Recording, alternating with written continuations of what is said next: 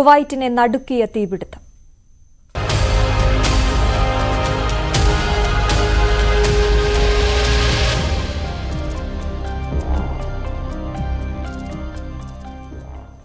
ആശങ്ക ഉയർത്തി കുവൈത്ത് തീപിടുത്തത്തിൽ മരണസംഖ്യ ഉയരുന്നു. ആകെ മരിച്ച 49 പേരിൽ 24 പേർ മലയാളികളാണ്. 7 മലയാളികൾ ഗുരുതരാവസ്ഥയിലാണെന്നും നോർക്ക അറിയിച്ചു. മൃതദേഹം നാട്ടിലെത്തിക്കുന്നതടക്കം തുടർ നടപടികൾ ഏകോപിപ്പിക്കാൻ ആരോഗ്യമന്ത്രി വീണ ജോർജും ജീവൻ ബാബു IAS ഉടൻ കുവൈത്തിലേക്ക് തിരിക്കും. വേദനാജനകമായിട്ടുള്ള ഒരു സംഭവമാണ്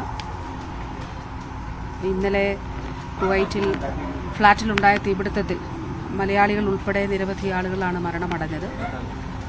സഹിക്കാൻ കഴിയാത്ത അതിതീവ്രമായിട്ടുള്ള ദുഃഖമാണ് ഓരോരുത്തർക്കും ഓരോ കുടുംബങ്ങൾക്കുമുള്ളത്.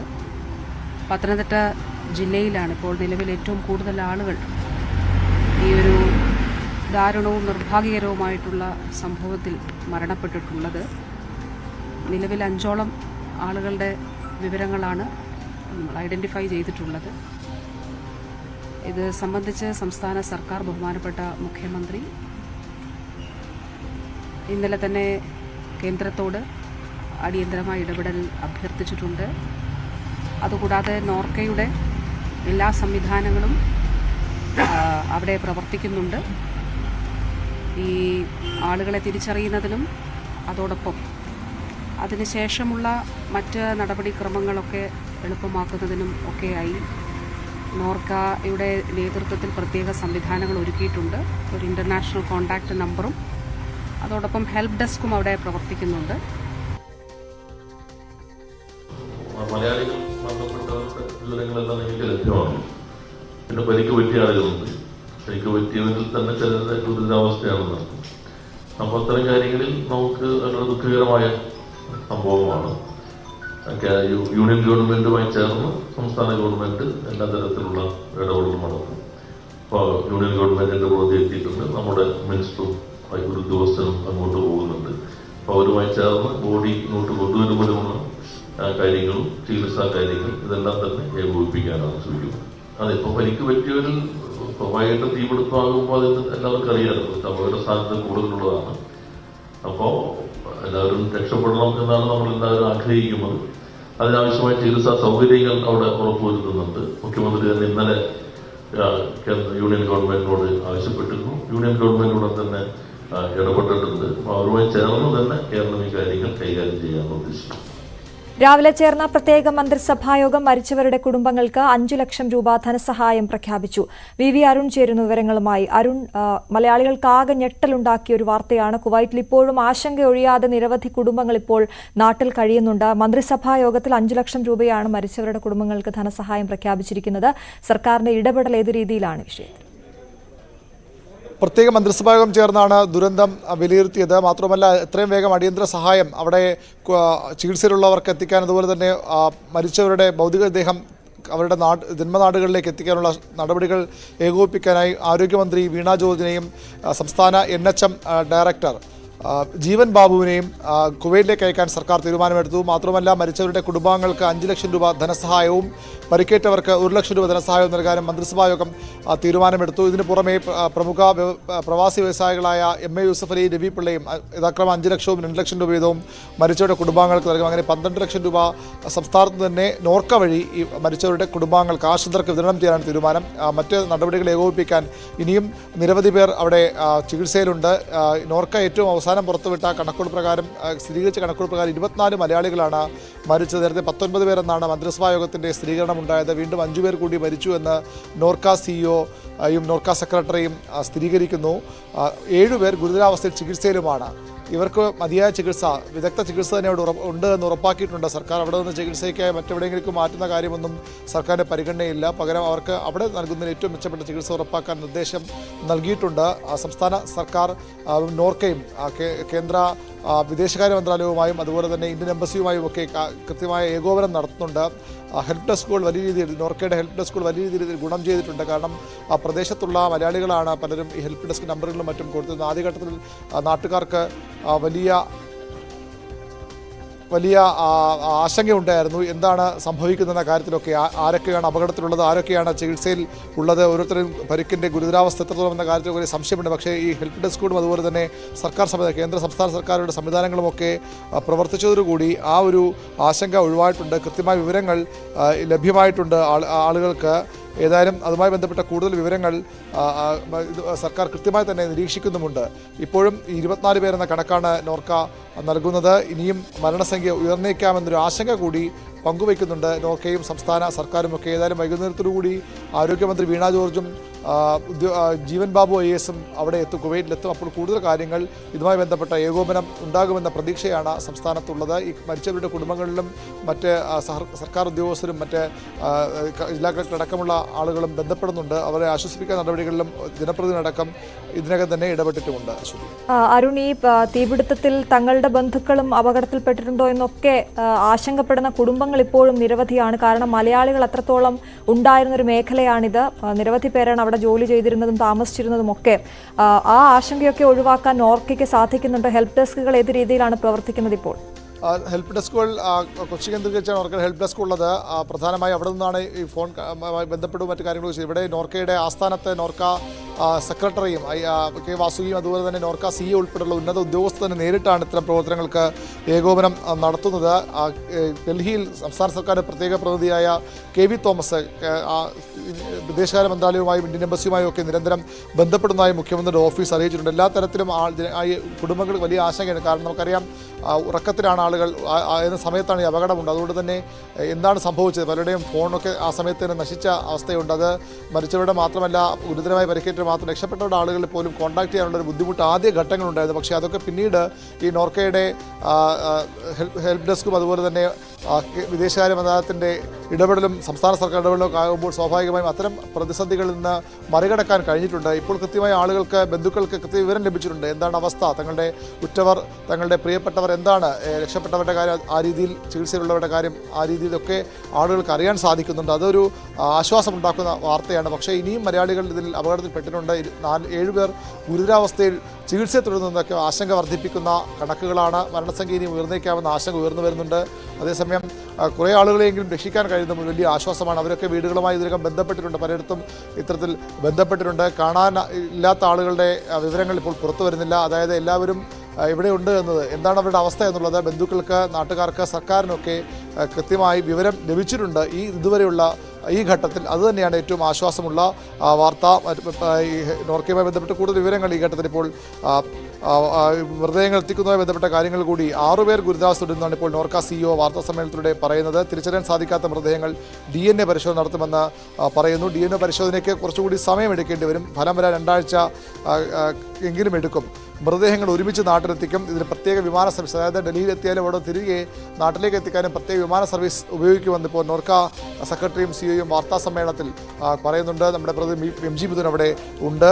6 പേർ, 7 പേർ എന്നാണ് നേരത്തെ പറഞ്ഞത്. പക്ഷേ ഇപ്പോൾ 6 പേരായി ചുരുങ്ങുന്നു. ഒരാളെങ്കിലും ആ ഒരു ഗുരുതരാവസ്ഥയല്ല എന്ന് സ്ഥിരീകരിക്കാൻ കഴിയുന്നു. അതാണ് ഏറ്റവും ആശ്വാസമുള്ള ഒരു വാർത്ത. DNA പരിശോധന ഉണ്ടാകും. ഇനിയും മലയാളികൾ ഉണ്ടാകുമോ എന്ന ആശങ്ക. അത് വലിയ ആശങ്കയല്ലായിരുന്നു. കാരണം തിരിച്ചറിയാത്ത മൃതദേഹങ്ങൾ ഇനിയും ഉണ്ട് എന്ന് പറയുമ്പോഴും, നമ്മുടെ മലയാളികൾ അവിടെ കൂടുതൽ പേർ ഉണ്ടായിരുന്നു എന്നൊക്കെ പറയുമ്പോഴും, ഇപ്പോഴും ആ തിരിച്ചറിയാത്ത മൃതദേഹങ്ങളിൽ മലയാളികൾ ഉണ്ടാകും. ഇന്ത്യ കത്തിക്കരിഞ്ഞ ഭൗതികദേഹങ്ങളൊക്കെ ഉണ്ടാകാം, അത്ര ആളുകളുമൊക്കെ ഉണ്ടാകാം. അതുകൊണ്ടാണ് ഈ തിരിച്ചറിയാനുള്ള, കൂടെ താമസിക്കുന്ന വിവരങ്ങൾ, ബന്ധുക്കളിൽ നിന്ന് ലഭിക്കുന്ന വിവരങ്ങൾ ഇതെല്ലാം കൂടി ഏകോപിപ്പിച്ചാകും ആരൊക്കെയാണ് അപകടത്തിൽപ്പെട്ട എത്ര പേരുണ്ടെന്ന കണക്കൊക്കെ സ്വാഭാവികമായി സ്വീകരിക്കുക.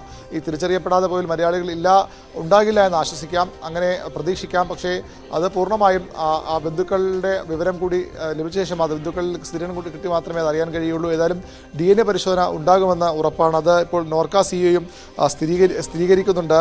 DNA പരിശോധനയ്ക്ക് ശേഷം മാത്രമേ കൃത്യമായി എത്ര ആളുകൾ, മലയാളികൾ വേറെ ആരെങ്കിലും ഉണ്ടോ, അത്തരം കാര്യങ്ങളിലേക്കൊക്കെ വിവരം ലഭിക്കുകയുള്ളൂ. ഏതായാലും DNA പരിശോധനയ്ക്ക് കൂടുതൽ സമയം വേണ്ടി വരും. 2 ആഴ്ചയെങ്കിലും പരിശോധന പൂർത്തിയായി ഫലം ലഭിക്കാൻ എടുക്കും.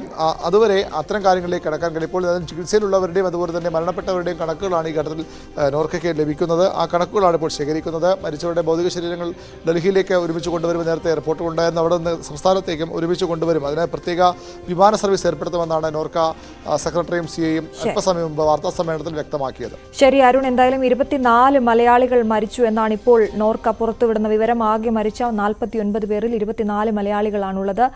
ഉറങ്ങിക്കിടന്നപ്പോഴാണ് ദുരന്തമുണ്ടായതെന്ന് രക്ഷപ്പെട്ട ചെങ്ങന്നൂർ സ്വദേശി സജി വർഗീസ് ന്യൂസ് 18നോട് പറഞ്ഞു.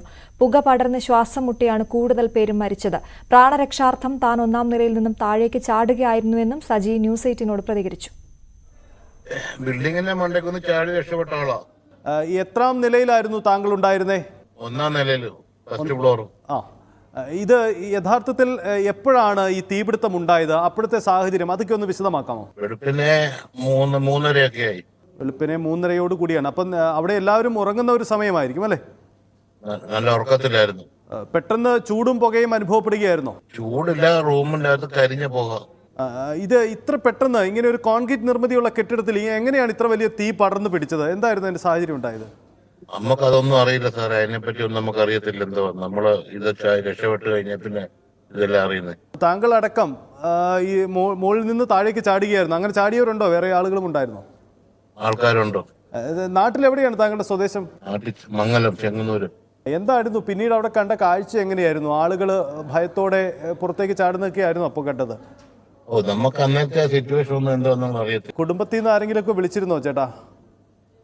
ആൾക്കാരെ വിളിക്കുന്നുണ്ട്. സലക്സ്, ഇപ്പോൾ എവിടെയാണ് നിങ്ങളുള്ളത്? ഒരു വാഹനത്തിനുള്ളിലാണെന്ന് മനസ്സിലാകുന്നു. എങ്ങനെയാണ് ഈ ഞാൻ ഇദ്ദേഹത്തെ കാണാൻ വേണ്ടി, എന്റെ സുഹൃത്താണ് ഇദ്ദേഹത്തെ കാണാൻ വേണ്ടി ഞാൻ ഇവിടെ എത്തിയതായിരുന്നു. ഇദ്ദേഹത്തെ കാണാൻ വേണ്ടി ഒന്ന് എത്തിയതാണ്. ഞങ്ങളൊന്ന് കണ്ട് സംസാരിക്കാൻ വേണ്ടി എത്തിയതായിരുന്നു. ഓക്കെ. അവിടെ കാണാൻ വേണ്ടി എത്തിയതാണ് അല്ലേ? അദ്ദേഹം ഈ അപകടമുണ്ടായതിന്റെ അടുത്ത് തന്നെയാണോ ഉള്ളത്? അതെ. അപകടമുണ്ടായ സ്ഥലത്ത് കുറച്ച് ദൂരെയാണ്, കുറച്ച് മാറിയാണ് ഇദ്ദേഹം. ഇപ്പോൾ ഇദ്ദേഹത്തിന്റെ വേറൊരു ഫ്ലാറ്റിലേക്ക് താമസിക്കാൻ വന്നാണ്. ഞാൻ അവിടെയാണ് ഇപ്പോൾ ഉള്ളത് അല്ലേ?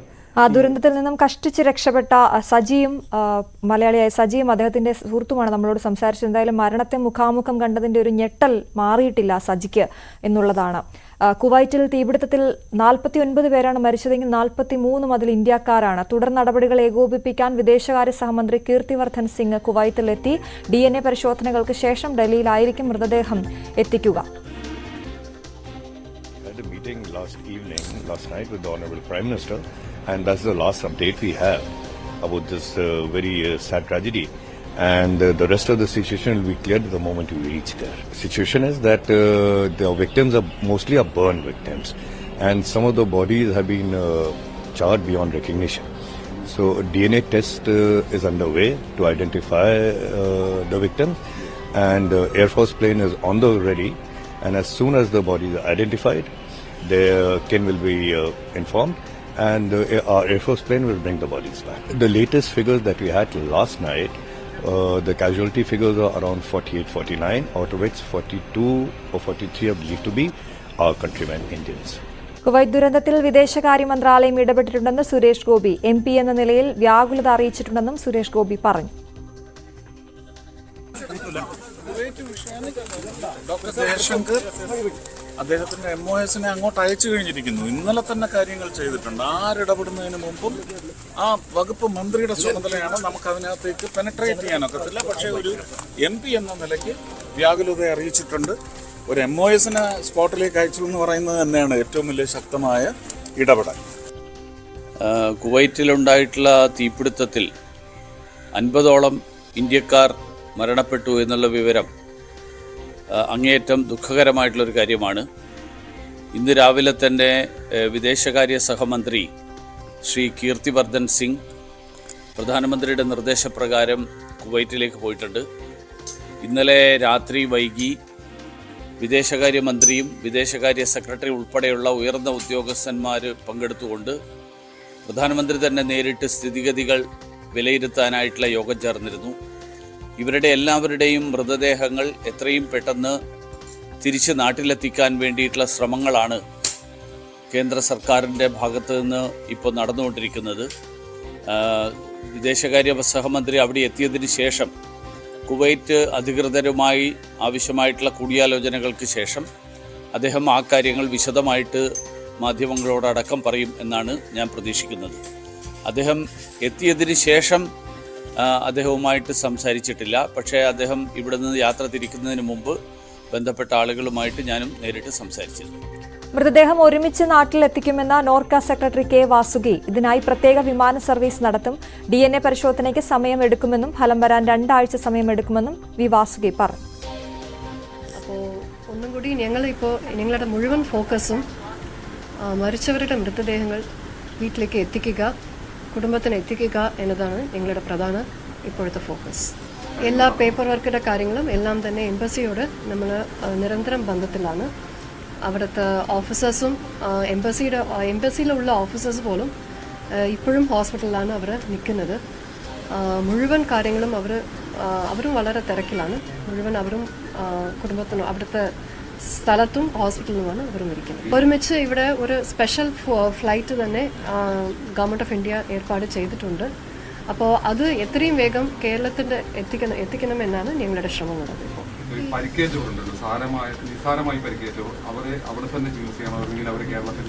അവിടെ തന്നെയാണ് ചികിത്സ. ബിക്കോസ് അവരെല്ലാവരും ICUലാണ് ഉള്ളത്. അവരെ ഇപ്പോൾ ട്രാൻസ്ഫർ ചെയ്യാനുള്ള ആ ഒരു സ്ഥിതിയിലല്ല. അവർ 9 പേരാണ്. അതിലിപ്പോൾ 3 പേര് മരിച്ചു, 3 പേര് മരണപ്പെട്ടു. 9 പേരാണ് ഹോസ്പിറ്റലിലേക്ക് കൊണ്ടുപോയത്. പരിശോധന നടക്കാൻ വേണ്ടിയുള്ള സ്പീഡപ്പാക്കാൻ വേണ്ടി അത് തീർച്ചയായിട്ടും ചെയ്യും. അപ്പോൾ ഒരുപാട് ആൾക്കാരുടെ മൃതദേഹം നമുക്ക് പരിചയപ്പെടുത്താൻ സാധിക്കുന്നില്ല. അപ്പോൾ അത് DNA ടെസ്റ്റിംഗ് എന്തായാലും ആ പ്രോസസ്സ് തന്നെ 1-2 ആഴ്ച എടുക്കും. അപ്പോൾ അത് നമുക്ക് അതും വേഗത്തിൽ ചെയ്യാം. അത് എംബസി ആ കാര്യങ്ങൾ നോക്കുന്നുണ്ട്.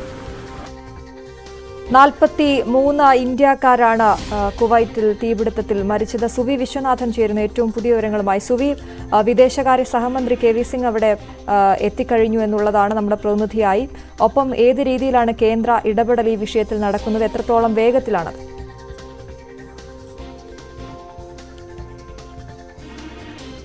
അശ്വതി, രാജ്യത്തെ നടുക്കിയ ദുരന്തം നടന്ന് ഒരു ദിവസം അടുക്കുമ്പോഴും അതിൻ്റെ ഒരു പ്രതിധ്വനികൾ അവസാനിക്കുന്നില്ല എന്ന് തന്നെ നമുക്ക് പറയാം. 43 ഇന്ത്യക്കാരാണ് ഈ ദുരന്തത്തിൽ മരിച്ചിരിക്കുന്നത്.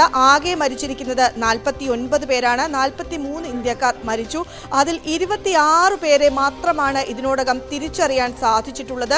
നമുക്ക് നിലവിലെ കണക്ക് പ്രകാരം 24 പേർ മലയാളികൾ, അത് അനൌദ്യോഗിക കണക്കാണ്. 15 പേരെയാണ് തിരിച്ചറിഞ്ഞിരിക്കുന്നത് എന്നാണ് നോർക്ക CEO ഉൾപ്പെടെയുള്ളവർ പറഞ്ഞിരിക്കുന്നത്. അപ്പോഴും ബാക്കിയുള്ളവർ ആരാണ് എന്ന കാര്യത്തിൽ ഇപ്പോഴും കൺഫ്യൂഷൻ നിലനിൽക്കുന്നു എന്ന് തന്നെയാണ് നമുക്ക് പറയാനുള്ളത്. പല മൃതദേഹങ്ങളും കത്തിക്കരിഞ്ഞ നിലയിലാണ്. തീ പടർന്നു പിടിച്ചതിനെ തുടർന്ന് വെന്തുപോയ സാഹചര്യം കൂടിയുണ്ട്. പുക ശ്വസിച്ച് ശ്വാസം മുട്ടിയും മരണം സംഭവിച്ചിട്ടുണ്ട് എന്നാണ് പറയുന്നുണ്ട്. എത്രയും പെട്ടെന്ന് ഇവരെ തിരിച്ചറിയുക എന്നതാണ് ഇപ്പോൾ കേന്ദ്രത്തിനും സംസ്ഥാനത്തിനും മുമ്പിലുള്ള ഏറ്റവും വലിയ ടാസ്ക് എന്ന് പറയുന്നത്. അതിനുള്ള ശ്രമങ്ങളാണ് കുവൈറ്റിൽ നടന്നുകൊണ്ടിരിക്കുന്നത് എന്നാണ് നമുക്ക് ആദ്യമായി തന്നെ പറയാനുള്ളത്.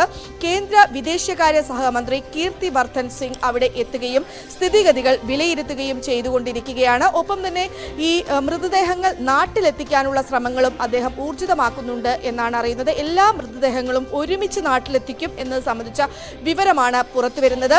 DNA പരിശോധനയ്ക്ക് ശേഷമായിരിക്കും മൃതദേഹങ്ങൾ എത്തിക്കുക. അത് പറയുമ്പോൾ പോലും എല്ലാ മൃതദേഹങ്ങൾക്കും DNA പരിശോധന ആവശ്യമുണ്ടോ എന്നൊരു കാര്യത്തിലും സംശയമുണ്ട്. അങ്ങനെയാണെങ്കിൽ ഈ ആദ്യ ഘട്ടത്തിൽ ഉള്ളവ ആദ്യം അയച്ചുകൂടെ എന്നൊരു ചോദ്യം കൂടെ ഉയരുന്നുണ്ട്. ആ സാഹചര്യം കൂടെ കേന്ദ്ര സർക്കാർ പരിഗണിക്കുന്നുണ്ട് എന്നാണ് നമുക്ക് മനസ്സിലാക്കാൻ സാധിക്കുന്നത്. ഏതായാലും ഡൽഹിയിൽ നിലവിലെ ഒരു തീരുമാനം എന്ന് പറയുന്നത് ഡൽഹിയിൽ എത്തിച്ചതിന് ശേഷം പ്രധാനമന്ത്രി അന്തിമോപചാരം അർപ്പിച്ചതിന് ശേഷമായിരിക്കും ഇത് വിവിധ സംസ്ഥാനങ്ങളിലേക്ക് എത്തിക്കുക. സ്വാഭാവികമായും കേരളത്തെയാണ് ഏറ്റവും കൂടുതൽ ഇത് ബാധിച്ചിരിക്കുന്നത്. 24 മരണങ്ങൾ ഇതിനോടകം തന്നെ റിപ്പോർട്ട് ചെയ്യപ്പെട്ട ഒരു സാഹചര്യമുണ്ട്. നിരവധി പേർക്ക് ഇതുമായി ബന്ധപ്പെട്ട് പരിക്കേറ്റിട്ടുണ്ട്. അതിൽ 30-ലധികം പേർ മലയാളികളാണ്. ഒപ്പം ഗുരുതരാവസ്ഥയിൽ ഇപ്പോഴും 7 പേർ ഗുരുതരാവസ്ഥയിൽ തുടരുന്നു എന്നാണ് നോർക്ക അറിയിച്ചിരിക്കുന്നത്. അതുകൊണ്ട് തന്നെ മരണസംഖ്യ ഇനിയും ഉയരാനുള്ള ഒരു സാധ്യതയുണ്ട് എന്നാണ് മനസ്സിലാക്കുന്നത്. ഈ DNA പരിശോധനയ്ക്ക് കൂടുതൽ സമയമെടുക്കാനുള്ള സാഹചര്യമുണ്ട്. അങ്ങനെയെങ്കിൽ ഈ മൃതദേഹങ്ങൾ നാട്ടിലെത്തിക്കാൻ ഇനിയും വൈകും എന്നാണ് മനസ്സിലാക്കാൻ സാധിക്കുന്നത്. ഒപ്പം തന്നെ ഇതുമായി ബന്ധപ്പെട്ട് വിദേശകാര്യമന്ത്രി ജയശങ്കർ കുവൈറ്റ് വിദേശകാര്യ മന്ത്രിയുമായി സംസാരിക്കുകയും സാഹചര്യങ്ങൾ വിലയിരുത്തുകയും ചെയ്തു. ഈ സുരക്ഷാ മാനദണ്ഡങ്ങൾ പാലിക്കാതെയാണോ ഇത്തരം കമ്പനികൾ അല്ലെങ്കിൽ ഫ്ളാറ്റുകൾ പ്രവർത്തിക്കുന്നത് എന്നത് പരിശോധിക്കും എന്ന് കുവൈറ്റ് വിദേശകാര്യമന്ത്രി കേന്ദ്ര വിദേശകാര്യമന്ത്രിക്ക് ഉറപ്പ് നൽകിയിട്ടുണ്ട്. അതിനുള്ള നടപടികളും കുവൈറ്റിൽ ആരംഭിച്ചിട്ടുണ്ട്. കുവൈറ്റിന്റെ ചരിത്രത്തിൽ തന്നെ ഏറ്റവും വലിയ വലിയ ഒരു ദുരന്തമാണ് സംഭവിച്ചിരിക്കുന്നത്. അടിയന്തര നടപടികൾ സ്വീകരിക്കുകയും ചെയ്തിട്ടുണ്ട്. അന്വേഷണത്തിന് ഉത്തരവിട്ടിട്ടുണ്ട്. അതിന്റെ ഭാഗമായി കുവൈറ്റിൽ അങ്ങോളം ഇങ്ങോളം കെട്ടിടങ്ങളിൽ പരിശോധന നടന്നുകൊണ്ടിരിക്കുകയാണ്. സുരക്ഷാ മാനദണ്ഡങ്ങൾ പാലിക്കുന്നുണ്ടോ എന്ന പരിശോധന നടന്നുകൊണ്ടിരിക്കുകയാണ്. നിലവിൽ നമുക്കറിയാൻ സാധിക്കുന്നത് താഴത്തെ നിലയിൽ സുരക്ഷാ ജീവനക്കാരന്റെ മുറിയിൽ ഷോർട്ട് സർക്യൂട്ട് ഉണ്ടാവുകയും പിന്നീട് അവിടെ നിന്ന് ബാക്കി ഭാഗങ്ങളിലേക്ക്, അതായത് ഈ ഗ്യാസ് സിലിണ്ടറുകൾ ഉണ്ടായിരുന്നു 12, അതായത് 2 ഡസനിലധികം ഗ്യാസ് സിലിണ്ടറുകൾ അവിടെ സൂക്ഷിച്ചിരുന്നു എന്നാണ് പറയുന്നത്. തൊഴിലാളികളാണ്. അപ്പോൾ തൊഴിലാളികൾ ഈ ചെറിയ ഗ്യാസ് സിലിണ്ടറുകൾ ഉപയോഗിച്ചാണ് ഭക്ഷണം പാകം ചെയ്തിരുന്നത്. അത്തരത്തിലുള്ള ഗ്യാസ് സിലിണ്ടറുകൾ ഉണ്ടായിരുന്നു. അത് പൊട്ടിത്തെറിച്ചതാണ് മരണത്തിലേക്ക് അല്ലെങ്കിൽ കലാശിച്ചത് എന്നൊരു വിവരവും പുറത്തു വരുന്നുണ്ട്. പക്ഷേ ഇതെല്ലാം തന്നെ അന്വേഷണ ഏജൻസികൾ സ്ഥിരീകരിക്കേണ്ടതുണ്ട്. മറ്റെന്തെങ്കിലും ദുരൂഹതയുണ്ടോ എന്ന തരത്തിലുള്ള ആശങ്കകളും ഉയരുന്ന സാഹചര്യം കുവൈറ്റിൽ നിന്ന് ഉണ്ടായിട്ടുണ്ട്. ഏതായാലും അന്വേഷണം പ്രഖ്യാപിച്ചിട്ടുണ്ട്. ഇതിൽ ഏറ്റവും സങ്കടകരം എന്ന് പറയുന്നത് യുവാക്കളാണ് മരിച്ചതിൽ കൂടുതലും. നമുക്ക് വിവരങ്ങൾ ലഭിക്കുന്നതിന്റെ അടിസ്ഥാനത്തിൽ യുവാക്കളാണ്.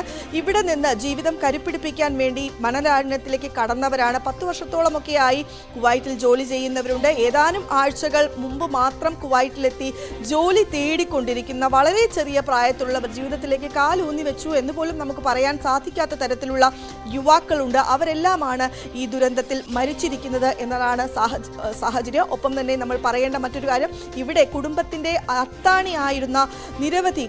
അത്താണിയായിരുന്ന ചെറുപ്പക്കാരാണ് മരിച്ചിരിക്കുന്നത്. ആ മൃതദേഹങ്ങൾ എപ്പോഴെത്തിക്കും എന്നൊരു കാത്തിരിപ്പിൽ ഇപ്പോൾ കുടുംബങ്ങൾ തുടരുന്ന ഒരു സാഹചര്യം കൂടിയുണ്ട്. ഏതായാലും അന്വേഷണം പ്രഖ്യാപിച്ചിട്ടുണ്ട്. ആ അന്വേഷണത്തിൽ കാര്യങ്ങൾ വ്യക്തമാകും എന്നാണ് മനസ്സിലാക്കുന്നത്. കേന്ദ്ര സംസ്ഥാന സർക്കാരുകൾ സഹായധനം പ്രഖ്യാപിച്ചിട്ടുണ്ട്. ഇനി കുവൈറ്റ് എന്തെല്ലാം നടപടികൾ ഇക്കാര്യത്തിൽ സ്വീകരിക്കും എന്നാണ് ഇന്ത്യ നോക്കിക്കാണുന്നത്. സ്വാഭാവികമായും വിദേശകാര്യ സഹമന്ത്രി അവിടെ എത്തിയ ഒരു സാഹചര്യത്തിൽ കുവൈറ്റിലെ മന്ത്രാലയവുമായും മറ്റ് മന്ത്രിമാരുമായും അദ്ദേഹം കൂടിക്കാഴ്ചകൾ നടത്തുകയും അതിനുള്ള സമ്മർദ്ദങ്ങൾ ഉണ്ടാക്കാനുള്ള സാഹചര്യവുമുണ്ട്. ഇന്നലെ തന്നെ ഈ ഫ്ളാറ്റിന്റെ കെയർ ടേക്കറെ കസ്റ്റഡിയിലെടുക്കുകയും ചോദ്യം ചെയ്യുകയും ചെയ്തിരുന്നു. അതിൽ നിന്നാണ് ഈ ബാക്കിയുള്ളവരുടെ വിവരങ്ങൾ ഉൾപ്പെടെ ലഭിക്കുകയും ചെയ്തത്. അതിനുശേഷമാണ് ഇപ്പോൾ മറ്റ് നടപടിക്രമങ്ങളിലേക്ക് കടക്കുന്നത്. ഏതായാലും വിദേശകാര്യ സഹമന്ത്രി ഇപ്പോൾ അവിടെ എത്തിയിട്ടുണ്ട്. സ്ഥിതിഗതികൾ നിരീക്ഷിച്ചു കൊണ്ടിരിക്കുകയാണ്. മൃതദേഹങ്ങൾ എത്രയും എളുപ്പം എത്തിക്കാനുള്ള നടപടികളാണ് കേന്ദ്ര സർക്കാർ ശ്രമിച്ചുകൊണ്ടിരിക്കുന്നത്.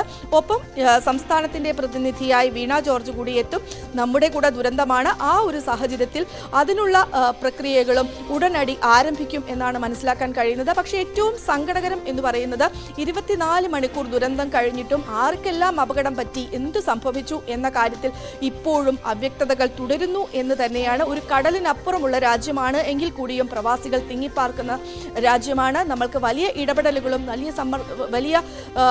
വലിയ സൗഹൃദവുമുള്ള രാജ്യമാണ്. എന്നിട്ട് പോലും നമുക്ക് എന്തുകൊണ്ട് ഇതിങ്ങനെ വൈകുന്നു എന്നൊരു ചോദ്യം ബന്ധുക്കളുടെ ഭാഗത്തു നിന്നും ഉയരുന്നുണ്ട്. ഏതായാലും വരും മണിക്കൂറുകളിൽ ഇക്കാര്യത്തിലെല്ലാം തന്നെ ഈ അവ്യക്തതകളെല്ലാം തന്നെ തീർന്നു കിട്ടുകയും ഈ ആശങ്കയും പരിഭ്രാന്തിയും ഒഴിയും എന്നും നമുക്ക് പ്രതീക്ഷിക്കാം. ഏതായാലും കേരളക്കര ഇപ്പോഴും ആ ദുരന്തത്തിന്റെ നടുക്കലിൽ നിന്ന് വിട്ടുമാറാതെ വിറങ്ങലിച്ചു നിൽക്കുന്ന കാഴ്ചയാണ് നടുക്കം മാറാതെ നിൽക്കുകയാണ് കേരളം. 24 മലയാളികളാണ് കുവൈത്തിലെ തീപിടുത്തത്തിൽ മരിച്ചത്. കൊല്ലം, പത്തനംതിട്ട, കോട്ടയം, തൃശൂർ, മലപ്പുറം, കണ്ണൂർ, കാസർഗോഡ് സ്വദേശികളാണ് മരിച്ച മലയാളികൾ. പത്തനംതിട്ട സ്വദേശികളായ 6 പേരും, കൊല്ലം, കോട്ടയം സ്വദേശികളായ 3 പേരും, മലപ്പുറം, കാസർഗോഡ് സ്വദേശികളായ 2 പേരുമാണ് മരിച്ചത്. ശരണ്യ സ്നേഹജൻ ചേരുന്നു പത്തനംതിട്ടയിൽ നിന്നും. ശരണ്യ, പത്തനംതിട്ടയെ സംബന്ധിച്ചിടത്തോളം 6 പേരാണ് അവിടെ നിന്നും കുവൈറ്റിൽ ജോലിക്കായി പോവുകയും ഇത്തരത്തിലൊരു അപകടത്തിൽ മരിക്കുകയും ചെയ്ത വലിയ ഞെട്ടലിലായിരിക്കും നാട്. ശരണ്യ ഇപ്പോൾ എവിടെയാണുള്ളത്? വിവരങ്ങൾ.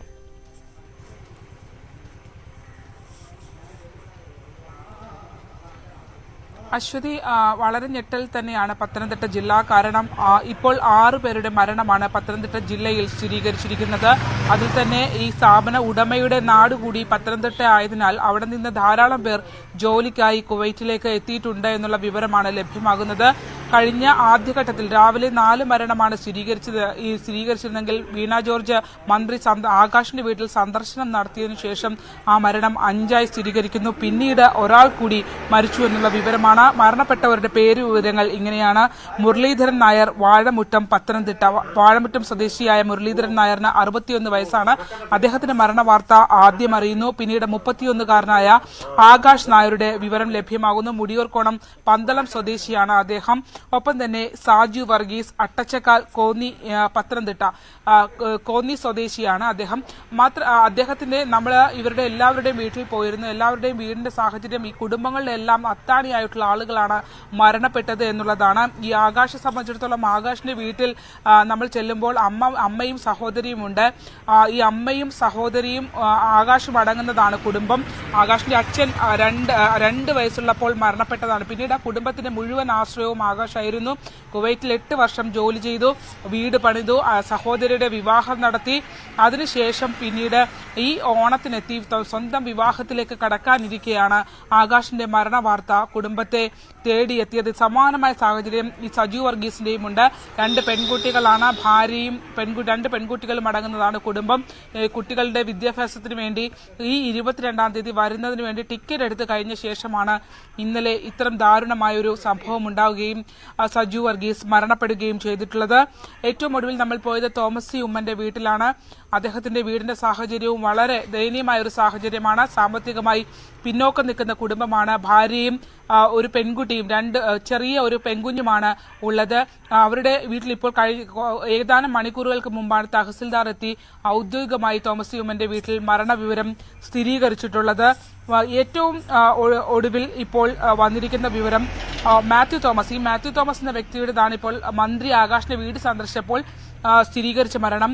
അദ്ദേഹം നിരണം സ്വദേശിയാണ്, പക്ഷേ പാണ്ടനാട് ആണ് ഇപ്പോൾ താമസം എന്നുള്ള വിവരം നമുക്ക് ലഭ്യമായിട്ടുണ്ട്. മറ്റൊന്ന് 31 വയസ്സുകാരനായ സിബിൻ ടി എബ്രഹാമിന്റെ മരണമാണ്.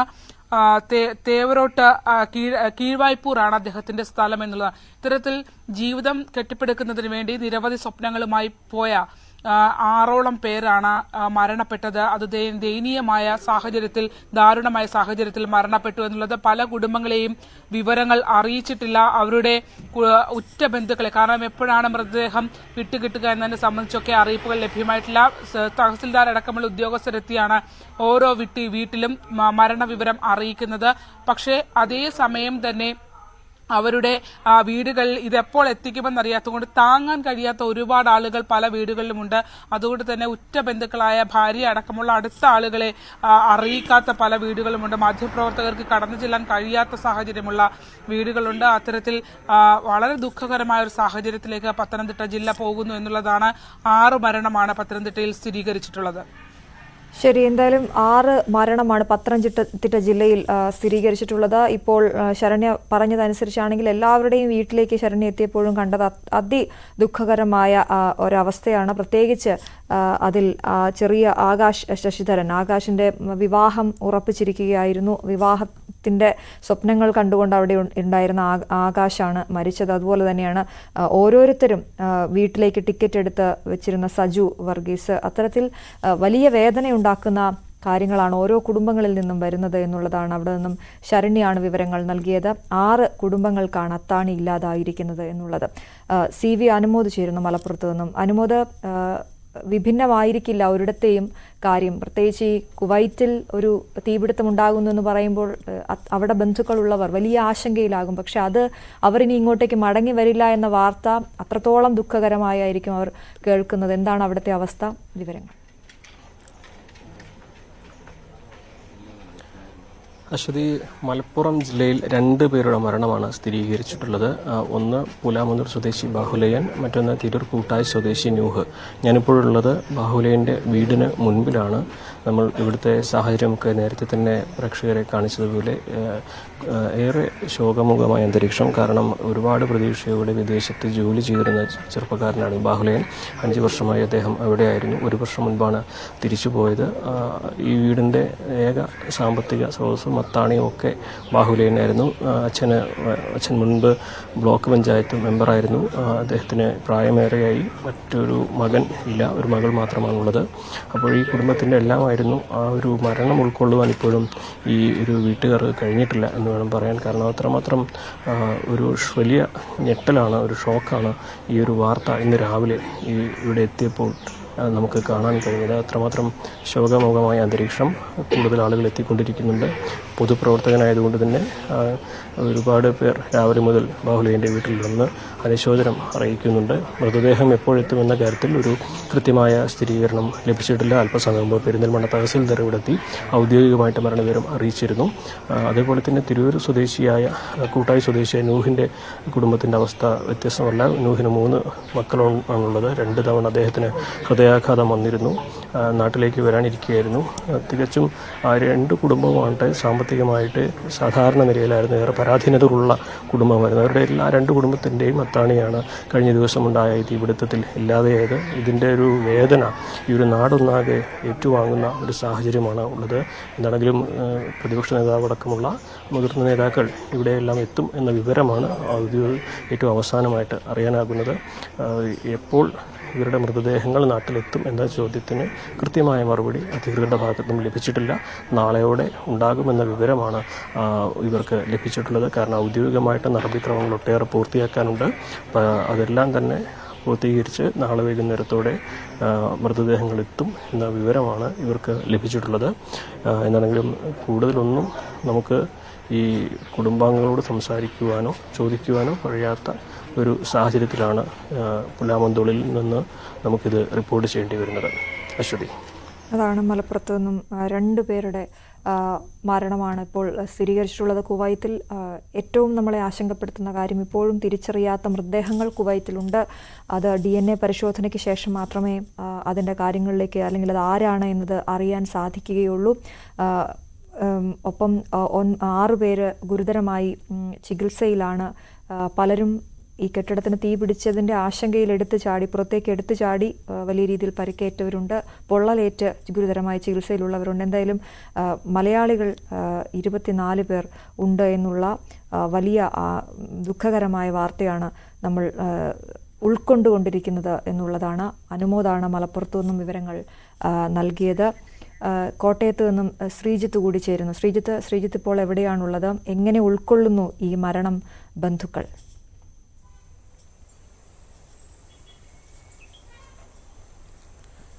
അശ്വതി, പുതിയ വിവരങ്ങൾ വന്നുകൊണ്ടിരിക്കുന്നു. ഒരാളുടെ മരണം കൂടി കോട്ടയത്ത് നിന്നും റിപ്പോർട്ട് ചെയ്യുന്നു എന്നുള്ളതാണ് എടുത്ത് പറയാനുള്ളത്. പായിപ്പാട് 10ാം വാർഡിലാണ്. 10ാം വാർഡിൽ താമസിക്കുന്ന കടുങ്ങാട്ടായ പാലത്തിങ്കൽ ഷിബു വർഗീസിന്റെ മരണമാണ് ഏറ്റവും ഒടുവിൽ പുറത്തു വരുന്ന വിവരം. അദ്ദേഹത്തിന് 38 വയസ്സാണ് ഉള്ളത്. ഇദ്ദേഹത്തിന്റെ മരണം രാവിലെ തന്നെ ചില സൂചനകൾ ഉണ്ടായിരുന്നു.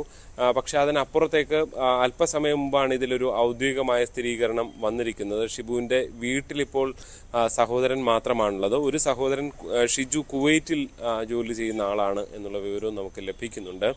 ഭാര്യ റിയ ഷിബു എന്നാണ് പേര് എന്നുള്ള വിവരവും ലഭിക്കുന്നുണ്ട്. മറ്റൊരാൾ നേരത്തെ ഇന്ന് രാവിലെയാണ് പുറത്തു വന്നത്, ശ്രീഹരിയുടെ വിവരം. അദ്ദേഹം ഇത്തിത്താനം സ്വദേശിയാണ്. ഇളങ്കാവ് ക്ഷേത്രത്തിന് സമീപം വീടുള്ള ആളാണ്. ശ്രീഹരി ഈ മാസം 5-ാം തീയതി മാത്രമാണ് ജോലിക്കായി അവിടേക്ക് പോയിട്ടുള്ളത്. നേരത്തെ തന്നെ ഇന്നലെ വന്ന വിവരവും നമ്മൾ ഇതിനകം തന്നെ സംസാരിച്ചിട്ടാണ് സ്റ്റെഫിൻ്റെ കാര്യം. സ്റ്റെഫിൻ്റെ വീട്ടിൽ അച്ഛനും അമ്മയും മാത്രമേ ഉള്ളൂ. എന്തായാലും കൂടുതൽ മരണങ്ങൾ ഉണ്ടാകുമോ എന്നുള്ള ആശങ്ക തന്നെയാണ് കോട്ടയത്തെ സംബന്ധിച്ചുള്ളത്. മധ്യ കേരളത്തിൽ നിന്ന് നിരവധി ആളുകൾ ഇത്തരത്തിൽ വിദേശത്തേക്ക് പോകുന്ന പതിവും മറ്റും ഉണ്ടാകാറുണ്ട്. അതായത് പ്രവാസികൾ കൂടുതലുള്ള ജില്ലയാണ് പത്തനംതിട്ടയും കോട്ടയവും ഒക്കെ തന്നെ. അവിടെ നിന്ന് തന്നെ കൂടുതൽ മരണങ്ങൾ റിപ്പോർട്ട് ചെയ്യപ്പെടുന്നു എന്നുള്ളതും ആശങ്ക ഉയർത്തുന്ന ഒരു കാര്യം തന്നെയാണ്. മൃതദേഹം എപ്പോൾ കൊണ്ടുവരും എന്നത് സംബന്ധിച്ചുള്ള വിവരങ്ങൾ ഇനിയും സ്ഥിരീകരണം വന്നിട്ടില്ല. ശ്രീഹരിയുടെ അച്ഛൻ തന്നെ അവിടെ ഉണ്ടായിരുന്നു. അച്ഛൻ തന്നെയാണ് മൃതദേഹം കണ്ട് ഇതാണ് എന്ന് തിരിച്ചറിയുന്ന നില ഉണ്ടായിട്ടുള്ളത്. സ്റ്റെഫിൻ്റെയും സഹോദരൻ അവിടെ തന്നെ കുവൈറ്റിൽ തന്നെ ജോലി ചെയ്യുകയാണ്. അങ്ങനെയാണ് അദ്ദേഹത്തിൽ നിന്നും വിവരങ്ങൾ കുടുംബത്തിന് ലഭിക്കുന്നുണ്ട്. എന്തായാലും വലിയ ആശങ്ക തന്നെ കോട്ടയത്ത് തുടരുകയാണ്. കൂടുതൽ മരണങ്ങൾ ഉണ്ടാകാതിരിക്കട്ടെ എന്നുള്ള പ്രാർത്ഥനയിലാണ് ഉള്ളത്. ശ്രീത്ത്, മറ്റൊരു ഏറ്റവും നമ്മളെ വേദനിപ്പിക്കുന്ന കാര്യം ഈ മരിച്ച 3 പേരുടെയും, ശ്രീത്ത് ഇപ്പോൾ പറഞ്ഞ ഈ 3 പേരുടെയും വയസ്സ് നോക്കുമ്പോൾ അത് യുവാക്കളാണ് 3 പേരും എന്നുള്ളതാണ്. ഒരാൾ പോയിട്ട് വളരെ കുറച്ച് ദിവസമേ ആകുന്നുള്ളൂ എന്നുള്ളതും സങ്കടകരമാണ്. ഈ ജീവിതം കരുപിടിപ്പിക്കാനായി പോയവരാണ് 3 പേരും എന്നുള്ളതാണല്ലേ?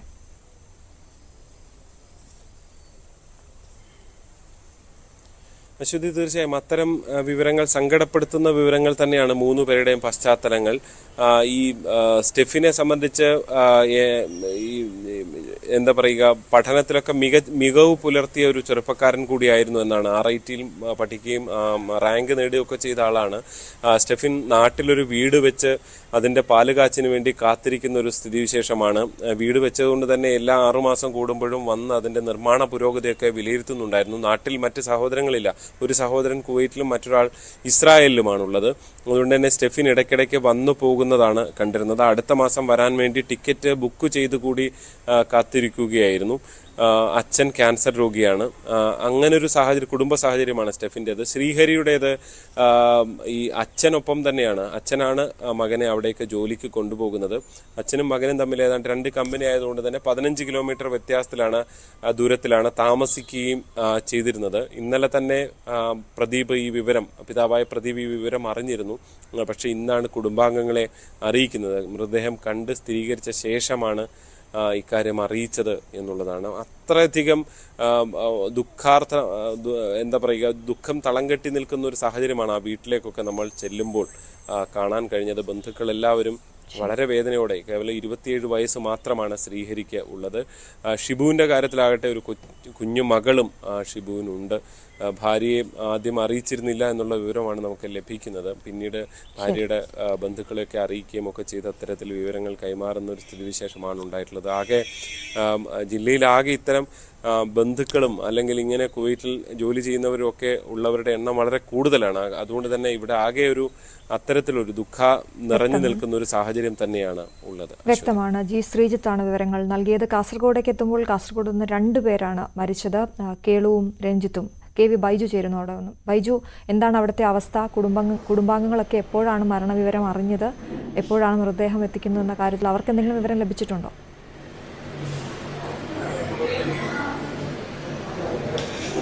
അശ്വതി, സമാന അവസ്ഥ തന്നെയാണ് കാസർഗോട്ടും. വലിയ തോതിലുള്ള സങ്കട കാഴ്ചകളാണ് നമുക്ക് കാണാൻ സാധിക്കുന്നത്. എന്തായാലും ഈ രഞ്ജിത്ത് 1.5 വർഷം മുൻപാണ് തന്റെ വീട് പണി പൂർത്തിയാക്കി പാലുകാച്ചൽ ചടങ്ങിനായി എത്തിയത്. കേളുവിലേക്ക് വന്നാൽ കേളു 25 വർഷമായി കുവൈത്തിൽ ജോലി ചെയ്യുകയാണ്. അദ്ദേഹം പ്രവാസ ജീവിതം അവസാനിപ്പിച്ച് നാട്ടിൽ തന്നെ തിരിച്ചെത്താനുള്ള ഒരു കണക്കൂട്ടലായിരുന്നു. അതിനിടയിലാണ് ഇത്തരത്തിലൊരു ദുരന്തമുണ്ടായത്. എന്തായാലും ഈ മൃതദേഹം നാട്ടിലെത്തിക്കുന്നത് സംബന്ധിച്ച് ഇതുവരെ ഒരു വ്യക്തത വന്നിട്ടില്ല എന്നാണ് നമ്മൾ വീട്ടുകാരുമായി ബന്ധപ്പെട്ടപ്പോൾ മനസ്സിലാക്കാൻ സാധിച്ചത്. ഏതായാലും 2 വീടുകളിലും ഇപ്പോൾ ആൾക്കാർ കൂടുതലായി വരുന്നുണ്ട്. എന്നെ നെല്ലിക്കുന്ന് MLA അല്പസമയം മുമ്പ് രഞ്ജിത്തിന്റെ വീട് സന്ദർശിച്ചു, കുടുംബത്തെ ആശ്വസിപ്പിച്ചു. അദ്ദേഹം പറഞ്ഞത് പ്രധാനമായും ഈ മൃതദേഹം എത്രയും പെട്ടെന്ന് നാട്ടിലെത്തിക്കാനുള്ള നടപടി സംസ്ഥാന കേന്ദ്ര സർക്കാർ സ്വീകരിക്കണമെന്നാണ്. അത്തരത്തിൽ ഏതായാലും വലിയ ദുഃഖം തന്നെയാണ് ഈ വീടുകളിലെല്ലാം തളം കെട്ടി നിൽക്കുന്നത്. ഏതായാലും മറ്റൊരു ആശങ്കയുള്ളത് കൂടുതൽ പേർ അപകടത്തിൽപ്പെട്ട് കാസർഗോഡ് ജില്ലക്കാർ അപകടത്തിൽപ്പെട്ടിട്ടുണ്ട് എന്ന ഒരു വിവരമാണ്. ഇത് സംബന്ധിച്ച സ്ഥിരീകരണം ഇതുവരെ ലഭിച്ചിട്ടില്ല. എന്തായാലും അതൊരു ആശങ്കയായി തന്നെ നിലനിൽക്കുന്നുണ്ട്. ഇതിനിടയിലാണ് തൃക്കരിപ്പൂരിലെ ഒളവറയിൽ ഒരാൾ ഇത്തരത്തിൽ കെട്ടിടത്തിന് മുകളിൽ നിന്നും ഈ തീപിടുത്തമുണ്ടായപ്പോൾ പുറത്തേക്ക് ചാടുന്ന ഒരു സാഹചര്യം ഉണ്ടായത്. ഇദ്ദേഹത്തിന് ഗുരുതരമായ പരിക്കുകളോടെ ആശുപത്രിയിൽ പ്രവേശിപ്പിച്ചിട്ടുണ്ട്. ഒളവറ സ്വദേശി നളിനാക്ഷനാണ് ഇത്തരത്തിൽ ഒരു അപകടം ഉണ്ടായിരിക്കുന്നത്. ഇതേ രീതിയിൽ കൂടുതൽ പേർക്ക് അപകടത്തിൽ പരിക്ക് പറ്റിയതായും റിപ്പോർട്ടുകൾ വരുന്നുണ്ട്. ഇത് സംബന്ധിച്ച് വലിയ തോതിലുള്ള വിവരങ്ങളൊന്നും ലഭിക്കുന്നില്ല. ഇത്ര സമയം കഴിഞ്ഞിട്ടും വിവരങ്ങളൊന്നും ലഭിക്കുന്നില്ല എന്ന് തന്നെയാണ് ഏറ്റവും പ്രതിസന്ധി ഉണ്ടാക്കുന്നത്. എന്തായാലും കാസർഗോഡ് ജില്ലയിൽ ഇപ്പോഴും ആശങ്ക ഒഴിയുന്നില്ല. മരണസംഖ്യ കൂടുമോ എന്ന ഒരു ആശങ്ക ഇപ്പോഴും നിലനിൽക്കുന്നുണ്ട്. ശരി ബൈജു, കുവൈറ്റ് ദുരന്തത്തിന് പിന്നാലെ കാണാതായ ചാവക്കാട് സ്വദേശി മരിച്ചു എന്ന വാർത്ത വരുന്നു. തെക്കൻ പാലയൂർ സ്വദേശി ബിനോയ് തോമസ് ആണ് മരിച്ചത്. 5 ദിവസം മുമ്പാണ് ബിനോയ് കുവൈറ്റിലേക്ക് എത്തിയത്. രാജു ഗുരുവായൂർ ചേരുന്നു. രാജു, അത്യന്തം വേദനാജനകമാണ് ഈ വാർത്ത. 5 ദിവസമേ ആയിട്ടുള്ളൂ കുവൈറ്റിലേക്ക് പോയിട്ടുള്ളത്. പിന്നീട് ബന്ധുക്കൾ അറിയുന്നത് മരണവാർത്തയാണ്. എന്താണ് അവിടുത്തെ അവസ്ഥ? അശ്വതി, അതീവ ദുഃഖകരമായ ഒരു വാർത്തയാണ് നമുക്ക് ചാവക്കാട് നിന്നും പങ്കുവയ്ക്കാനുള്ളത്. കഴിഞ്ഞ ദിവസം കുവൈറ്റിലുണ്ടായ അപകടത്തിൽ ചാവക്കാട് സ്വദേശി ബിനോയ് തോമസ് മരിച്ചതായുള്ള റിപ്പോർട്ടുകളാണ് ഇപ്പോൾ പുറത്തു വരുന്നത്. ബിനോയിയെ കാണാനില്ല എന്ന് കുടുംബം കഴിഞ്ഞ ദിവസം പ്രവാസി ക്ഷേമ ബോർഡിന് പരാതി നൽകിയിരുന്നു. ഈ പരാതി ബോർഡ് അധികാരികൾ നോർക്കയ്ക്ക് കൈമാറിയിരുന്നു. ഇപ്രകാരം നടത്തിയ അന്വേഷണത്തിലാണ് ബിനോയ് മരിച്ചതായുള്ള സ്ഥിരീകരണം വരുന്നത്. അദ്ദേഹത്തിന്റെ സുഹൃത്ത് മൃതദേഹം കണ്ട് തിരിച്ചറിഞ്ഞ ശേഷമാണ് അധികാരികൾ ഇക്കാര്യം വ്യക്തമാക്കിയത്. കഴിഞ്ഞ വ്യക്തമാക്കിയത്. തെക്കൻ പാലയൂരിലാണ് ഈ ബിനോയും കുടുംബവും താമസിക്കുന്നത്. സാമ്പത്തികമായി വളരെ പിന്നിലാണ് ഈ കുടുംബം. പാവർട്ടിയിലായിരുന്നു ബിനോയുടെ സ്വന്തം സ്ഥലം. പിന്നീട് വിവാഹശേഷം ഭാര്യയുമൊത്ത് തെക്കൻ പാലയൂരിൽ താമസിച്ചു വരുന്നതിനിടയിലാണ് കുവൈറ്റിലേക്ക് പോകാൻ ചാൻസ് ലഭിക്കുന്നതും പുറപ്പെടുന്നതും. തിരുവല്ല സ്വദേശിയാണ് ഇദ്ദേഹത്തെ കുവൈറ്റിലേക്ക് കൊണ്ടുപോയത്. അപകടം നടക്കുന്ന അന്ന് രാത്രി വരെ ബിനോയ് ഓൺലൈനിൽ ഉണ്ടായിരുന്നതായി കുടുംബം അറിയിച്ചു. എന്നാൽ അപകടത്തിന് ശേഷം ബിനോയിയെ വിളിച്ചിട്ട് കിട്ടുന്നുണ്ടായിരുന്നില്ല. പിന്നീട് ഓൺലൈനിലും ഉണ്ടായില്ല. ഇതാണ് വീട്ടുകാർക്ക് ആശങ്കയുണ്ടാക്കിയത്. തുടർന്ന് പ്രവാസി ക്ഷേമ ബോർഡിൽ കുടുംബം കാണാനില്ല എന്ന പരാതി നൽകുകയായിരുന്നു. തുടർന്നുള്ള അന്വേഷണത്തിലാണ് ബിനോയിയുടെ സുഹൃത്ത് മൃതദേഹം തിരിച്ചറിഞ്ഞതും മരിച്ച കാര്യം സ്ഥിരീകരിച്ചതും. അശ്വതി. ശരി രാജു, വ്യക്തമാണ്. അത്യന്തം വിഷമകരമാണ് ബിനോയുടെ വീടിന്റെ അവസ്ഥ. 5 ദിവസമേ ആയിട്ടുള്ളൂ ബിനോയ് കുവൈറ്റിലേക്ക് പോയിട്ട്.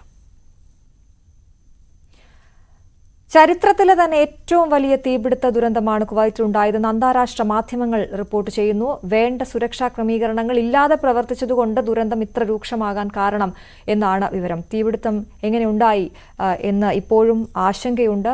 ഐഷത്തുൽ ഷംന ചേരുന്നു വിവരങ്ങളുമായി. ഷംന, ഈ തീപിടുത്തം ഏത് രീതിയിലുണ്ടായി, ഒപ്പം ഇതെങ്ങനെയാണ് ഈ ബിൽഡിങ്ങിലേക്ക് തീ പടർന്നതെന്നൊക്കെയുള്ള ആശങ്ക ഇപ്പോഴുമുണ്ട്. എന്താണ് നമുക്ക് ലഭ്യമാകുന്ന വിവരങ്ങൾ? എങ്ങനെയാണ് അതിനെ വിശദീകരിക്കുക പ്രേക്ഷകർക്കായി? അശ്വതി, തീർച്ചയായും ഈ തീപിടുത്തത്തിന്റെ കാര്യത്തിൽ കൃത്യമായ ഒരു വ്യക്തത വന്നിട്ടില്ലെങ്കിൽ പോലും ഇതാണ് ആ കെട്ടിടത്തിന്റെ ബേസ്മെന്റ് നില. ഇവിടെയാണ് തീപിടുത്തം ഉണ്ടായത്.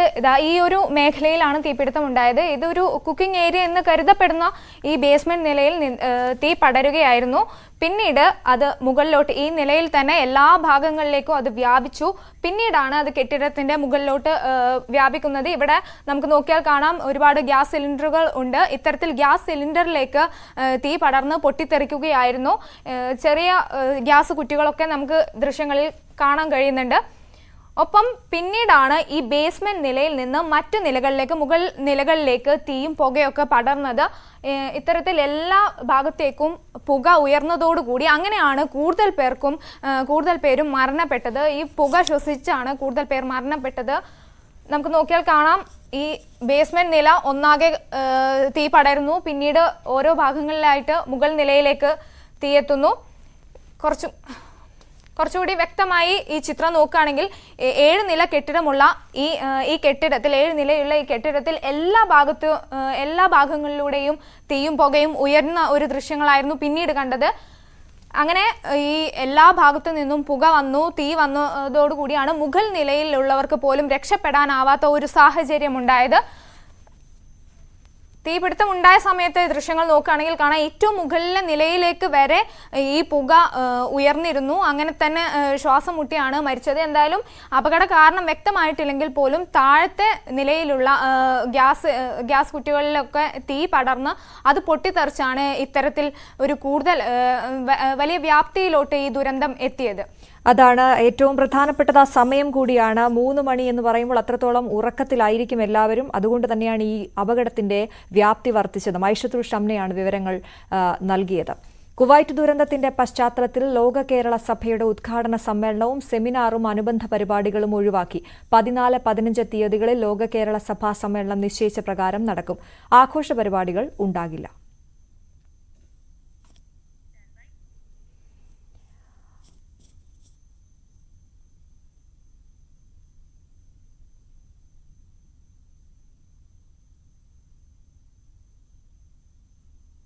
മറ്റു വാർത്തകൾ നോക്കാം. തെരഞ്ഞെടുപ്പ് തോൽവി ഗൌരവമായി ചർച്ച ചെയ്യുമെന്ന് സീതാറാം യെച്ചൂരി. സംസ്ഥാന കമ്മിറ്റിയും സംസ്ഥാന സെക്രട്ടേറിയറ്റും ചേർന്ന് തോൽവി വിലയിരുത്തും. 28-ന് ചേരുന്ന കേന്ദ്ര കമ്മിറ്റി കാരണങ്ങൾ ചർച്ച ചെയ്യും. 3ാം മോദി സർക്കാർ സ്ഥിരതയുള്ള സർക്കാരല്ലെന്നും ഇന്ത്യ മുന്നണിക്ക് പാർലമെന്റിൽ ശക്തമായ പ്രതിപക്ഷമായി അണിനിരക്കാൻ കഴിയുമെന്നും യെച്ചൂരി പറഞ്ഞു. കുവൈറ്റിൽ മരിച്ചവർക്ക് സീതാറാം യെച്ചൂരി അനുശോചനം രേഖപ്പെടുത്തി.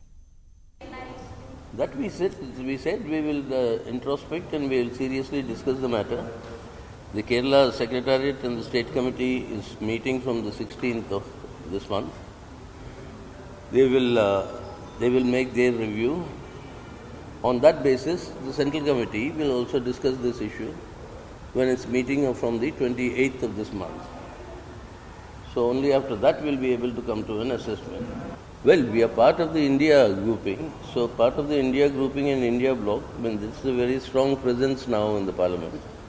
So it will be, and it won't be so easy for Mr. Modi to browbeat everybody and bulldoze his own individual style of politics as well as policies. ക്രൈസ്തവ സഭകൾക്കെതിരെ പരസ്യ വിമർശനവുമായി ബിനോയ് വിശ്വം. ക്രിസ്ത്യൻ വോട്ടർമാർ പ്രതീക്ഷിച്ചതുപോലെ വോട്ട് ചെയ്തില്ല. CPIയെ CPM ഒരിടത്തും കാല് വാരിയിട്ടില്ല. പക്ഷേ 2 പാർട്ടികൾക്കും തെറ്റുകൾ സംഭവിച്ചിട്ടുണ്ട്. ആ തെറ്റുകൾ തിരുത്താൻ CPIയും CPMും തയ്യാറാവണം. വടക്കേ ഇന്ത്യയിൽ സ്വാധീനം വർദ്ധിപ്പിക്കാൻ കഴിയാത്തത് വലിയ പോരായ്മയാണ്. BJPക്കാരന്റെ വിജയം നിസ്സാരമായി കാണേണ്ടതില്ലെന്നും ആഴത്തിലുള്ള പരിശോധനയ്ക്ക് വിധേയമാകണമെന്നും ക്രിസ്ത്യൻ സമൂഹത്തിലുണ്ടായ മാറ്റങ്ങളെക്കുറിച്ച് ഗൌരവതരമായ പരിശോധന വേണമെന്നും അദ്ദേഹം പറഞ്ഞു. നീറ്റ് പരീക്ഷാ വിവാദത്തിൽ സുപ്രീം കോടതി ഇടപെടൽ. ഗ്രേസ് മാർക്ക് ലഭിച്ചവർക്ക് റീടെസ്റ്റ് നടത്തും. 1563 പേർക്ക് ഈ മാസം 23-ന് വീണ്ടും പരീക്ഷ നടത്തും.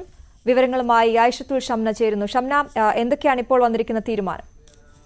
അശ്വതി, NTA സമിതി ശുപാർശയിലാണ് സുപ്രീം കോടതിയുടെ ഒരു ആശ്വാസകരമായ ഒരു തീരുമാനം എന്ന് തന്നെ പറയാം. കാരണം വളരെ പ്രധാനപ്പെട്ട ഒരു പ്രവേശന പരീക്ഷയാണ് നീറ്റ്. അതിൻ്റെ വിശ്വാസ്യത തന്നെ ചോദ്യം ചെയ്യുന്ന തരത്തിലേക്കായിരുന്നു കഴിഞ്ഞ ദിവസങ്ങളിൽ സാഹചര്യങ്ങൾ പോയത്.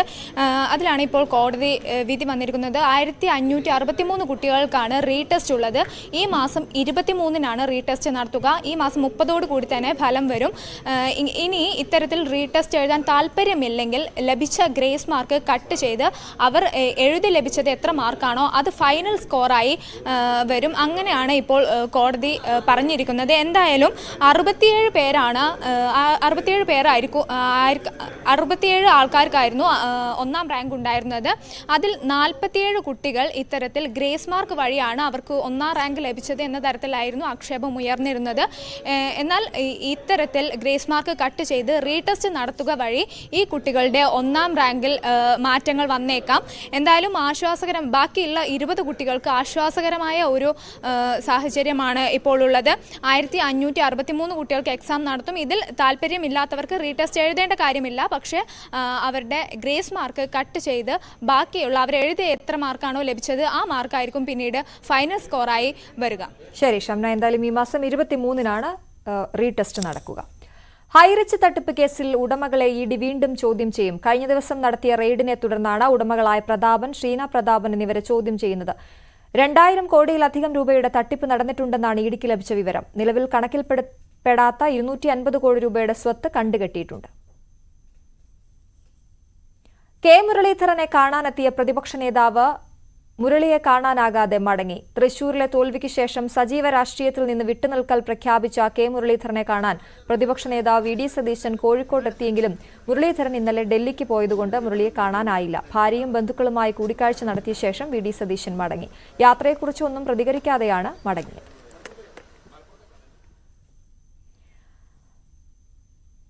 ബാർക്കോഴ വിഷയത്തിൽ കോട്ടയം കളക്ടറേറ്റിലേക്ക് യൂത്ത് കോൺഗ്രസ് നടത്തിയ മാർച്ചിൽ സംഘർഷം. കളക്ടറേറ്റിനുള്ളിലേക്ക് പ്രവർത്തകർ തള്ളിക്കയറാൻ ശ്രമിച്ചതോടെ പോലീസ് ജലപീരങ്കി പ്രയോഗിക്കുകയായിരുന്നു. യൂത്ത് കോൺഗ്രസ് ജില്ലാ കമ്മിറ്റിയുടെ നേതൃത്വത്തിലായിരുന്നു കളക്ടറേറ്റ് മാർച്ച്.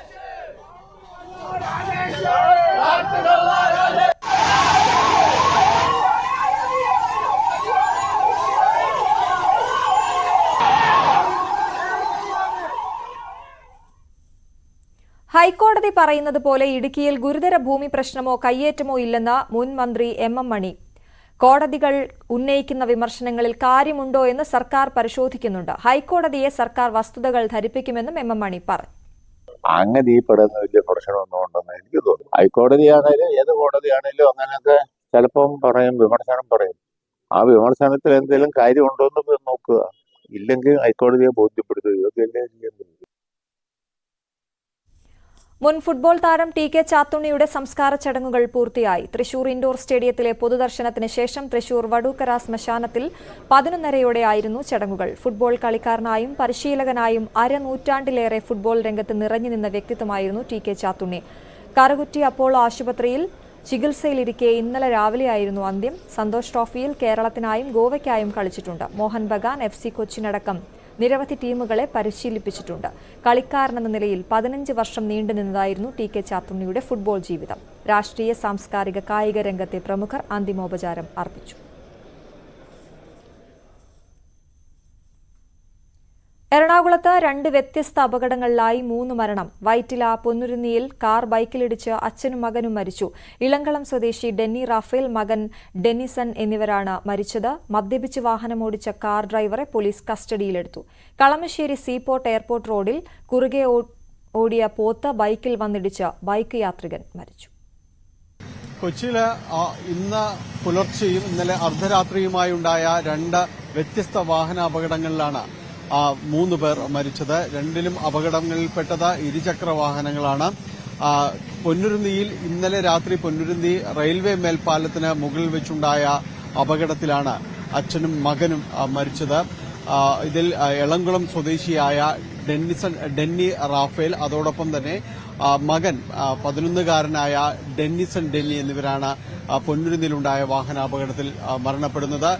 പൊന്നുരുന്നി റെയിൽവേ മേൽപ്പാലത്തിന് മുകളിൽ വെച്ച് ഒരു സ്കോർപിയോ വാഹനം വന്ന് ഇവരെ ഇടിച്ച് വീഴ്ത്തുകയായിരുന്നു. പിന്നിൽ നിന്ന് ഇടിച്ച് വീഴ്ത്തുകയായിരുന്നു.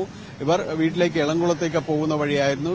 ഇടിയുടെ ആഘാതത്തിൽ 2 പേരും റോഡിലേക്ക് തെറിച്ചു. അതിന്റെ കൈവരികളിൽ ഇവർ തട്ടി വീണു. ആ ആഘാതത്തെ തുടർന്നാണ് 2 പേരെയും ആശുപത്രിയിൽ എത്തിച്ചെങ്കിലും ജീവൻ രക്ഷപ്പെടുത്താനായിട്ട് സാധിച്ചില്ല. സ്കോർപിയോ വാഹനത്തിന്റെ ഡ്രൈവർ പാലക്കാട് സ്വദേശിയാണ്. ഇയാൾ മദ്യപിച്ചിരുന്നതായി പോലീസ് സ്ഥിരീകരിച്ചിട്ടുണ്ട്. ഇയാളെ പോലീസ് കസ്റ്റഡിയിലെടുത്തിട്ടുണ്ട്. ഇതിൽ ഈ വഴിയുള്ള ഒരു വാഹനങ്ങൾ പലപ്പോഴും അമിത വേഗതയിലും മറ്റും ഈ മേൽപ്പാലത്തിലൂടെ കടന്നു പോകുന്നതായി നേരത്തെയും പരാതികൾ ഉയർന്നിട്ടുള്ള ഒരു സാഹചര്യമുണ്ട്. എന്തായാലും ഈ വാഹനാപകടത്തിൽ പൊന്നുരുന്നി സെന്റ് റീത്താസ് സ്കൂളിലെ വിദ്യാർത്ഥിയാണ് 11-കാരനായ ഡെന്നിസൺ ഡെന്നി. പിതാവ് എളംകുളം സ്വദേശിയായ ഡെന്നി റാഫേല് ബിസിനസ് നോക്കുകയായിരുന്നു.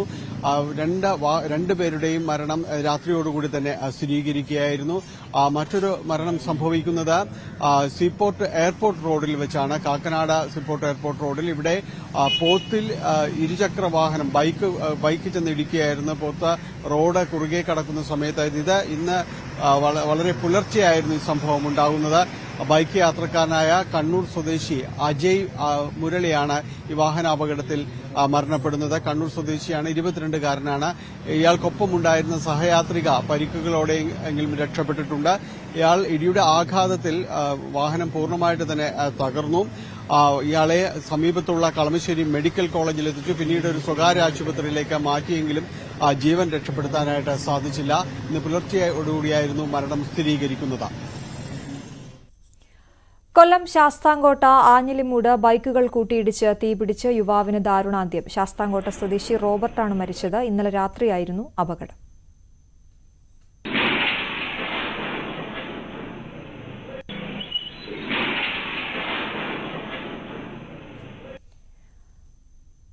തിരുവനന്തപുരം കല്ലമ്പലം ഞെക്കാട് ജംഗ്ഷന് സമീപം ഇന്നോവ കാർ വീട്ടിലേക്ക് ഇടിച്ചു കയറിയ അപകടം. പുലർച്ചെ 2:30 സംഭവം. അപകട സമയത്ത് 3 പേരാണ് വീട്ടിലുണ്ടായിരുന്നത്.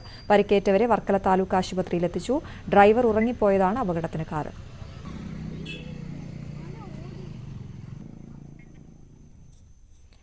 മൂന്നാർ ഗ്യാപ് റോഡിൽ വീണ്ടും സാഹസിക ഡ്രൈവിംഗ്. ഓട്ടത്തിനിടെ കാറിന്റെ വിൻഡോയിലൂടെ തലയും ശരീരവും പുറത്തിട്ടാണ് യുവാവിന്റെ യാത്ര.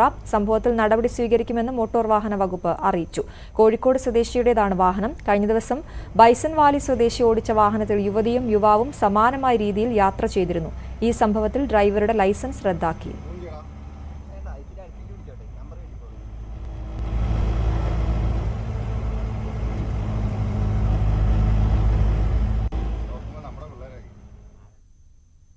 സുപ്രീം കോടതി മേൽനോട്ട സമിതി മുല്ലപ്പെരിയാർ അണക്കെട്ടിൽ സന്ദർശനം തുടങ്ങി. കേന്ദ്ര ജല commission chief engineer Rakesh Kashyap അധ്യക്ഷനായ 5-അംഗ സമിതിയാണ് പരിശോധന നടത്തുന്നത്.